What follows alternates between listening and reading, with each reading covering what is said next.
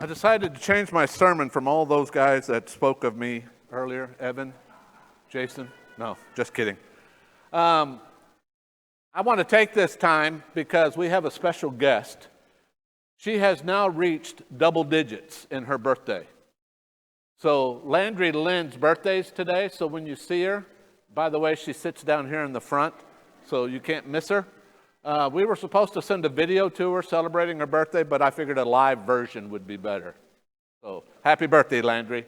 Welcome to the two-digit world. Well, last week, Kevin shared with us some challenges for us to know if we are disciples of Jesus. If we abide in His Word, we are His disciples. If we will love one another, we are His disciples. If we are bearing fruit, we are His disciples. But I want us to take a little further, because if, then today is going to be the then. Because when you are in God's Word, you will recognize that God has given us some responsibilities on being His disciples. And just as you see up on the screen, plugging in. Because every disciple has the responsibility to plug in, to plug into His Word, to plug into the love we have for one another, to plug in to ensure that we're bearing fruit. So this morning, I want to just share with you a few things because it's about plugging into the family. God did not create us to live this life alone. Think about what He said there in the Garden of Eden. There in Genesis chapter 2, verse 18, He says it's not good for man to be alone. Yes, I know He was talking about a partner soon to come, but He also created something even more special for man, for us. God, in the beginning, created a community. When you look at Psalms chapter 82, verse 1, the psalmist says that God presides in a great assembly. And try to imagine this assembly that God is there in the midst of. He's talking to the Son, He's talking to the Holy Spirit, and I can only see the angels gathered around Him as He says, "Let us create man in our image." But you see, now we're living in a time that there is a disruption in community. Through time, we have become self-reliant. There is an enemy who loves for us to live alone. And as I was thinking about this particular point, I couldn't help but think about what Peter said there in 1 Peter chapter 5, verse 8, where he says the evil one, Satan, is like a roaring lion seeking someone to devour. And I couldn't help but I thought about showing a video of a lion separating one of the wildebeests and then attacking it. No, I figured that would be too gross, But that's what he does. Satan is just like that lion. He looks at each and every one of us and he starts to separate us from the community. So therefore, we have to lose the independent, loneliness, disconnection mindset. First, to plug in, one has to be present to plug in. Recognize that we are made alive in Christ Jesus. We have a relationship that is eternal. And because of that relationship, we have a God who is reliable to maintain that relationship. Because, to be truthful, there will be times I will disappoint you.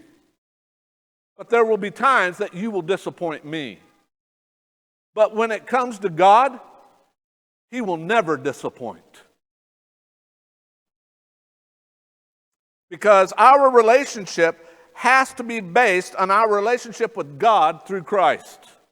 So our relationship with one another is going to be based on our relationship with God the Father. I show this to every young couple who's about to be married. If you take a triangle and you put God at the peak, you can put a brother and a sister or a husband and wife, whatever it might be. But if we each will work towards our relationship to God, think what happens to our relationship with one another. We grow closer together. The closer that each and every one of us get to God, the closer we come to one another. That's our relationship, and that's the eternal relationship. So plugging in to the family means investment. Investment of ourselves, you, me. Investment of our time. Investment of our energy, but most of all, investment of our love. I want you to look at this. And they devoted themselves to the apostles' teaching and the fellowship, to the breaking of bread and the prayers. But here's the word I want us to focus in on: devoted. Think about that for a moment. What does that look like to you? Because when you look up this word, it's best defined as attached, persevere, working through to make sure nothing separates. Think about the church when Luke was describing them. They were devoted, not just, I understand the apostles' teaching, but they were devoted to the fellowship. They were devoted to one another. They were given a new life on this earth. And so therefore there was nothing that the world could offer them to separate them from being together. And when you read later on, they said that they were together day by day in the temple and in everyone's home, or house to house, however you want to word it. So, when we are focused on being plugged into the family, it's a recognizing that there needs to be proximity. A physical closeness is required for relationships. And this proximity will breed intimacy. Think of Jesus. When he walked this earth, he lived within the community. He made connections. We have a God who's in our midst. The temple resembled proximity because it created the proximity by bringing the people together. They were required by law to come together at least 3 times a year. No matter where they lived, it was about coming together. Then on the day of Pentecost, they were together. You see, proximity matters to God. And Paul tells us that we are a temple of the living God. As God said, I will make my dwelling among them and walk among them, and I will be their God, and they shall be my people. Look at the last half of this. I will be a father to you all, and you all shall be sons and daughters to me, says the Lord Almighty. How often do we go through the week thinking of this? Yeah, it's very easy to recognize it when we're together on Sunday morning and possibly Wednesday night, but through the week, are we striving to remember that we are sons and daughters of the Lord Almighty? That we are a community.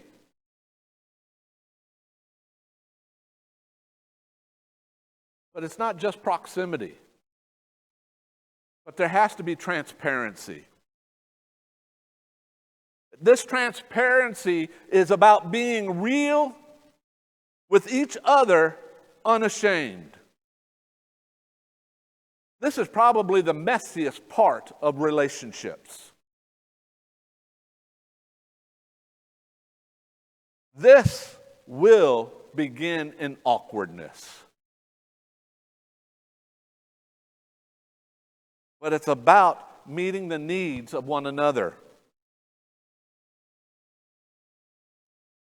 Judge not, and you will not be judged.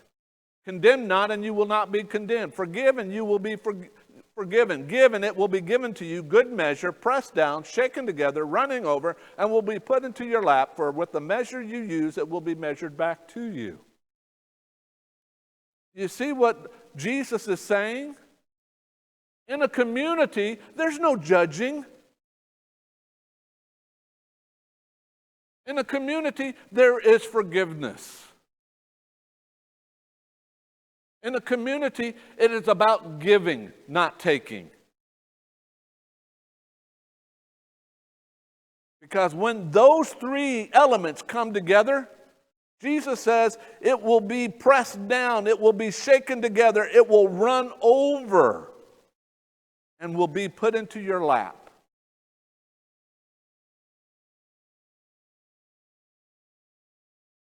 Transparency is about open doors, not walls. Because when it comes to walls, walls go up. When the walls go up, relationship changes. Walls causes loneliness.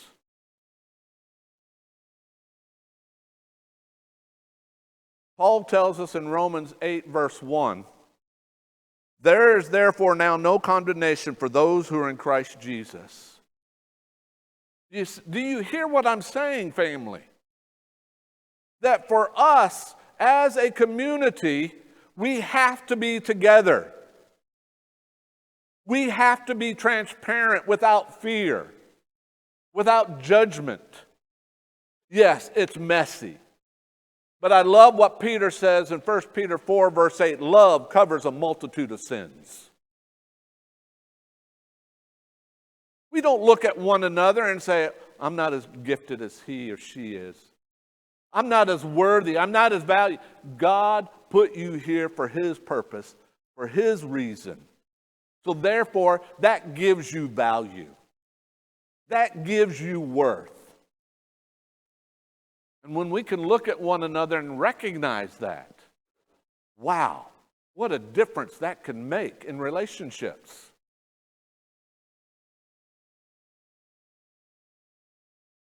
But there has to be accountability. Proverbs 27:17 says that iron sharpens iron and one man sharpens another. You see, from accountability comes growth. When I mess up, and you help me to recognize that mess, then I'm able to repent and grow. I'm not going to hold ill will. I'm going to appreciate that I have someone who loves me enough who won't allow me to stay in that mess.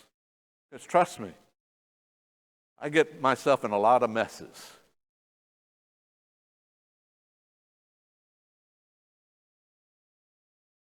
There are two others, but I want to get on to something else. There's mission and there's consistency. Mission, we have the same mind. We have to go and make disciples. That's our mission. But the key thing here is consistency. Let me ask you this. If you only had your refrigerator plugged in when you were in the house and you unplugged it every time you left, how well would that refrigerator work? It's the same way with the community. You can't just plug in and unplug, plug in and unplug. That's not how it works. God didn't create you to do that. God created you and put you in a community so that we could be the city on the hill. That we could be the light on the lampstand.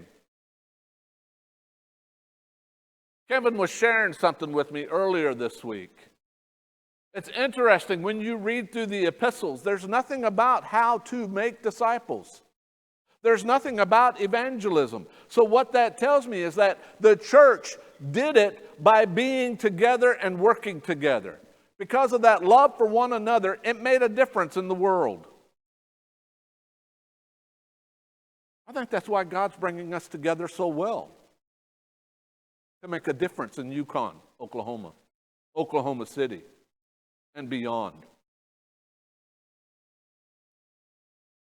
So, all right, having that all said, let's look at some ways to plug into the family.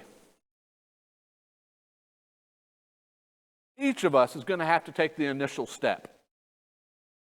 You can't sit back and wait for someone to come invite you. You're going to have to go to them. Like I said, unashamed and real. So take that initial step to connect. Invite someone to your home for dinner. Have a game night with friends through the week.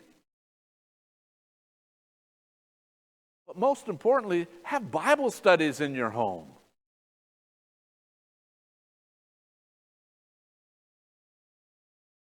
But see, it's not just about plugging into the family, it's also about plugging into the work. We have ways to plug into the work here. Think about it. Kid crew. Man, do we need help there? We need help organizing events. We need help to coach LTC events. Each and every one of us should be able to mentor a child from the 3rd grade to 12th grade in whatever events that might be, in reading or song leading or speaking. Man, do we need preachers these days? There are pulpits standing empty. And it's up to us to fill those pulpit positions. And this can be done through training. And LTC is one of those avenues. You know what? You may say, well, I'm not really an out front kind of person. Well, Kid Crew has behind the scenes planning. VBS, what a major undertaking that is for the church family. But you know what we need the most is teachers. And we're gifted with all kinds and so many teachers. Think about what Paul said in Ephesians chapter 4, 11 through 13. He says, and he gave the apostles, the prophets, the evangelists, the shepherds, and the teachers to equip the saints for the work of ministry, for building up the body of Christ until we all attain to the unity of the faith and of the knowledge of the Son of God, to mature manhood, to the measure of the stature of the fullness of Christ. Just think about our children seeing us in the middle of teaching Jesus Christ. What a blessing that is to them. This is not a drop-off point for you to drop your kids off and go have coffee somewhere. That's something Debbie and I should do because we don't have kids. I'm just kidding. But seriously, get involved. Plug in. And let these kids see you grow in Christ.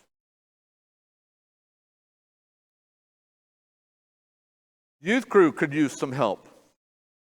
These chaperones, Bible class teachers, even mentor our young ones, especially those who have come to Christ within the last year. Help them to grow. Remember the commission. Make disciples, baptizing them and teaching them all that Jesus has commanded. Just because we got them in the water doesn't mean they're good to go. Let's come together. Let's be that mentor. You know, maybe you just want to go and be a part of the youth events. Grady says he would love to have some of us there. Now, don't all of us go at once because that might be overwhelming. Might scare Grady too, so. But we have the homeless ministry. I know so many of us are already there, but if you're looking for something, here's a place to be. Here's a place to plug in. College care boxes, care baskets. Oh, load share. We had a great time yesterday. Can you imagine how fast we can move someone if we're all involved? Works a whole lot better when there's more of us than less of us. Serving the community. We have opportunities in the community. We have the back-to-school supply drive. We have urban missions where we can go to a food shelter and separate the food and get it ready for families to pick up. That's so fun. If you've not done it, see Keith Bowman. He'll get you connected to that. Our schools need volunteers. We have CASA, where someone needs to be a child's advocate in the judicial system. Trunk or treat. Every one of us should be out in the parking lot with our trunks decorated, ready to hand out candy. Can you imagine what that would look like to the community if we were all out there? Then dress up. That'd be the fun part. We have Thanksgiving baskets, Westview Boys Home, meal trains, diaper drive, sewing ministry. We have so many opportunities, family. Don't just sit there and expect someone to come to you. You step up. You plug in. So I say that to say this. I'm hoping that when you hear the word church, you think of family. A place to belong, a people to share a purpose with, to know you are accepted and valued, God's children. Jesus himself stated, "Whoever does God's will is my brother and sister and mother." So you can see, one can understand that when Jesus sees us in this manner, family is important to him. Paul also stated something similar. For those who are led by the Spirit of God are the children of God. So as one can see, we are a family. And every family, each member has a vital role to protect, to provide, and to serve each other. That's what we are as family. But I leave you with this question. Are you plugging in? Before I offer the invitation, I want to close in prayer. Would you bow with me?